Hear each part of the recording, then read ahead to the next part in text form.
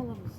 Ал сізде бұл шығынға кетпей ма андай? Әрине шығынға кетеді. Жұтады, іліп кетсе жұтып қалады, сосын бұған ұзақ тамақ сақтауға да келмейді ғой, бұның зияндық несі де бар ғой.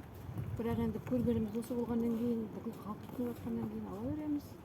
Үлкен анау нелерге тамақ алатын магазиндерге барғанда да 2 пакет, 3 пакетке дейін алып кетеміз. Үйге келгесін олар жыртылып мусорға кетіп қалады ғой.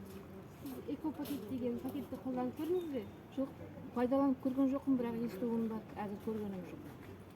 Ол экопакеттен тез жыртылмайды. Сізге сыйлық сыйлаймыз. Рахмет. Міне осы экопакет деген пакетіміз. Ол бүкіл адамдар ұстамайтын білеміз, только осылай полиэтиленге тастайды. Сол сізге сыйлаймыз. Рахмет.